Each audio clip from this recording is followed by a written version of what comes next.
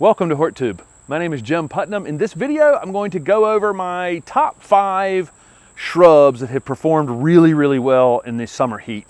This summer kind of started out up and down, not too bad, and then toward the end here, it's getting really hot. But some of the shrubs in the landscape have held up extremely well to it. I'm going to start with a few runners-up before I get to my top 5 countdown. Definitely the Sunshine Ligustrum, which I've pointed out a million times, it seems like, on this channel. I mean, I don't have to do anything to this to have it look like this all the time. Really doesn't even, once it's established, really doesn't need any water. All Loropetalum. I've got a tiger swallowtail that's dive bombing me here. All the Loropetalum I have in the landscape. I think there are 3 varieties in the landscape, 2 dwarfs, and then this Carolina Midnight variety. Once established, I mean, these things, you know, take all the heat you can give them. I'm in Raleigh, North Carolina, Zone 7B, and there aren't a lot of conifers that really want to be in our summer heat and hold up extremely well.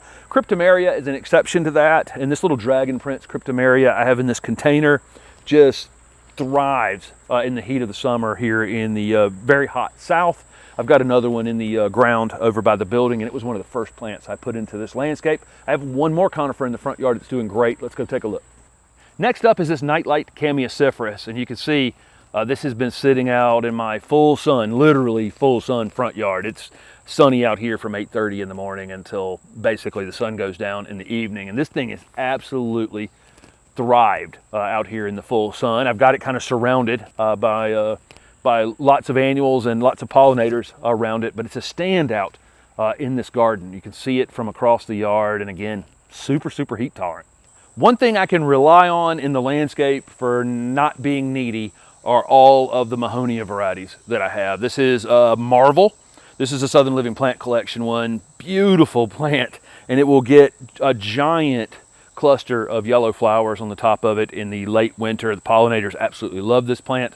I have another variety that's going to be a later release from the Southern Living Plant Collection called Beijing Beauty, and it's coming into bloom now. Maybe the longest bloom plant in this landscape. I think it's going to be a terrific seller once it's introduced. Super compact habit. Put it in the ground and it just took off running. My soft caress Mahonia I have in a container over here. Same thing. Really doesn't need anything from me to thrive. Let's get started on my top 5. One more item came to my attention before I start my top 5 are the Hydrangea paniculatus, these white wedding hydrangeas. Really hold up in the summer heat. Most hydrangeas, you know, like Hydrangea macrophylla can be kind of wimpy plants, but these Hydrangea paniculatas, once established, you're all familiar with limelight and little lime and endos. This one's white wedding. These are pretty daggone tough plants for the summer heat, and they bloom right in the middle of the peak summer heat. Okay, so number 5 on my list is a native shrub. This is Viburnum nudum. This is a spring flowering or mid to late spring flowering shrub. Gets a little white cluster of flowers. Tiny bit of an odor to them. Not terrible, but not the, you know, almost so sweet that it's overboard. It will form some berries that will become blue in time. It's quite decorative, and then it gets beautiful red fall coloration. This is a possum hall viburnum is the other name it goes by. Really super underused shrub in southern landscapes. I don't know how many viburnum I could find throughout this neighborhood before I found a possum hall viburnum. But this one you put in the ground, it doesn't require anything from you, and it just, like I say, gives flowers, berries, and fall color. Number 4 on the list is this Cestrum parqui. This thing, it seems like no matter how much heat you throw at it, it just keeps flowering. Every bit of new growth on this plant ends in flowers, and it's a bright yellow color. It's fragrant, but it's fragrant in the evening. These tubular shaped flowers are good for pollinators. Great plant. Planted this one recently, and it's just, normally when you plant something in the first year, you expect it to just kind of be okay. You expect it to kind of survive and not thrive, and this one has just hit the ground running and is thriving. It was in a tour video a week or so ago in the neighborhood. It'll end up, theirs was maybe 8 to 10 feet in height, maybe 5 or 6 feet in width, and in full bloom, same as mine right here right through August. Number 3 and number 2 are natives. Number 3 is American beautyberry. I've got a white berrying cultivar here that Buddy Lee gave to me. I love American Beautyberry for a lot of reasons. I love that it just kind of flowers all summer long as the new, as the growth extends on the branches, which means the oldest berries turn first, giving the birds the berries down at the bottom, and then they slowly mature up the branch. So it's an extended period of time. The native that you would see in the woods in eastern North Carolina are purple berrying, and then these white ones are super showy. Birds don't seem to care at all. This is a compact growing selection that Buddy made. Normally, Callicarpa americana can get quite big, 10 to 12 feet in height, 10 to 12 feet in width. They bloom on new growth, so this thing can be cut super hard in the late winter, and you would still get the flowers and the berries. So you don't have to let it get 12 feet if you don't want to. Next up are Clethra, and this is a native selection. I ended up with 2 pinks and a white by accident. This was supposed to be 3 pinks. It's worked out fine.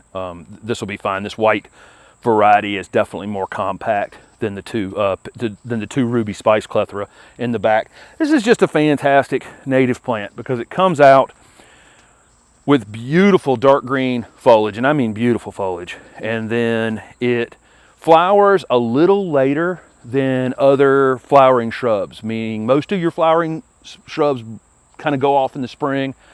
This one waits until the summertime to do it. The flowers have passed now, but you can see how many flowers were on it. Pollinators go crazy for this plant, and I mean truly crazy, and you won't just see bees. You will see a collection of interesting native pollinators on this plant. If you probably collected them in a net, I think you'd see dozens and dozens of interesting insects that you may not see otherwise. And then in the fall, these turn the most amazing fall colors, in bright yellow.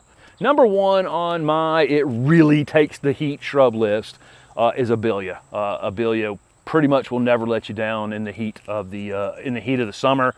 This is Miss Lemon Abelia, which I've shown many times. It's a dwarf, low spreading variety. This one it could probably reach 3 to 4 feet in height, but a little wider than that in time. I can keep these 24 inches in height. You get a little spiky growth on them here, you cut it off. This is a variegated variety, as you can see.